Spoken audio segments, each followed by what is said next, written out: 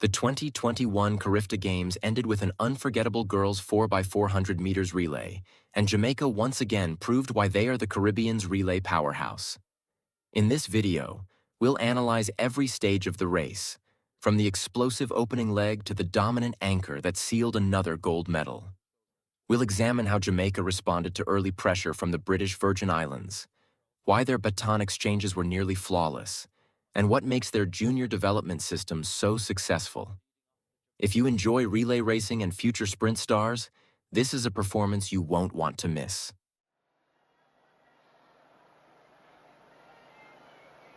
Set. Final girls' event of CARIFTA 49 here in Kingston, Jamaica, the 4x400. Very good start for the British Virgin Islands. They have Krista Aristi on the opening leg. Outstanding competitor Aristi, a 400 silver medalist at the under-17 level in 2019. But the Jamaican Safia Hines comes right up to her, the 400 hurdles champion, and they go to battle. Has been in great form this season. Hines comes past the BVI and heads into the straight through the lead.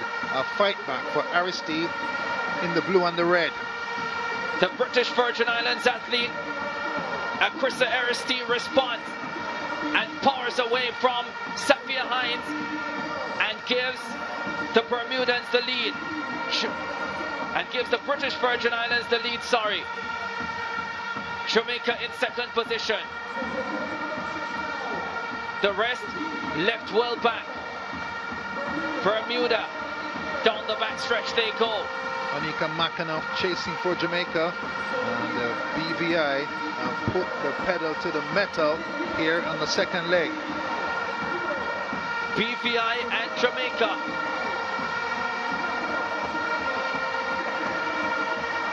The Jamaicans with Mackenough under pressure though. This is a strong leg for the BVI, but Mackenough edges ahead for the Jamaicans and moves further away in the closing stages. The Jamaicans have Shaquille Green, 400 hurdles medalist on this leg. Mackenough 52.4 pulled Jamaica's fat out of the fire with a determined second leg. Green pumping down the backstretch.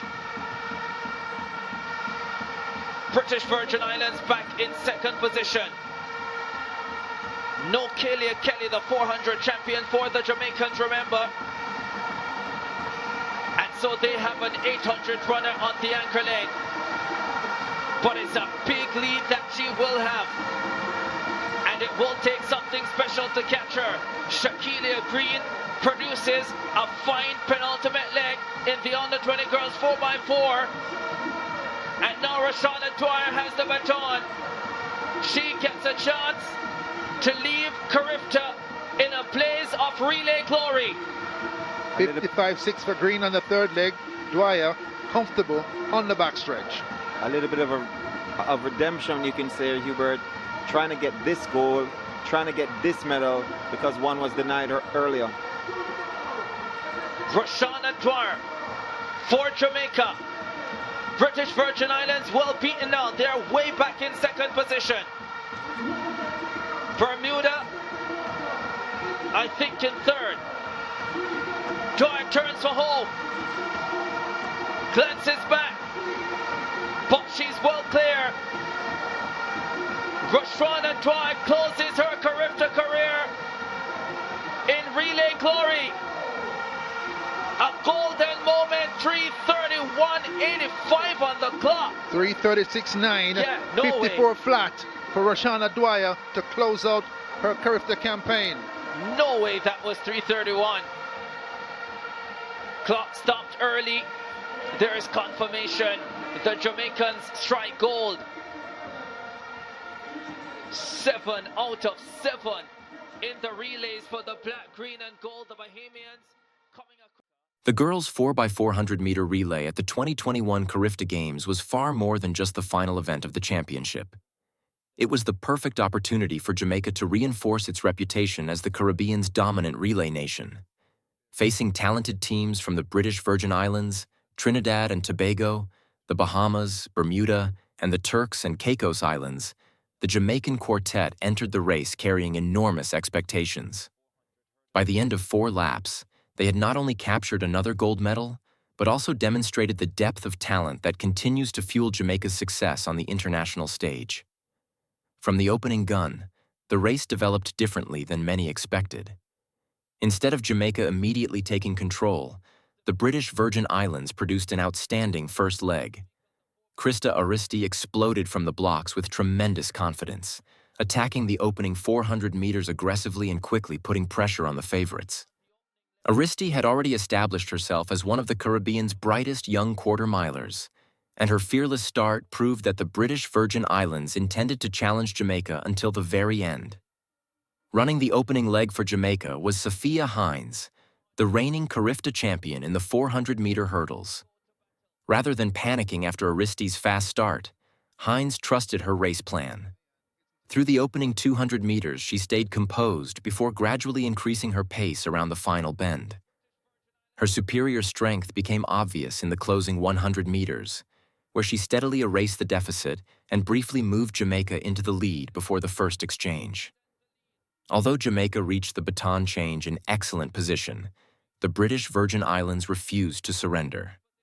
Their second runner immediately attacked the race, producing one of the strongest legs of the entire relay. For a moment, it appeared the underdogs might create the biggest surprise of the championship. Jamaica responded with Annika McDonald, and her contribution became one of the defining moments of the race. Instead of trying to force an early move, she measured her effort perfectly. McDonald gradually closed the gap down the back straight before launching her decisive attack over the final 150 meters. Her acceleration completely changed the momentum of the relay.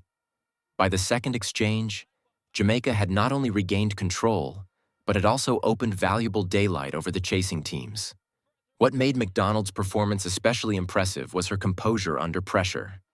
Young athletes often react emotionally when trailing in relay races, wasting valuable energy too early. McDonald avoided that mistake entirely.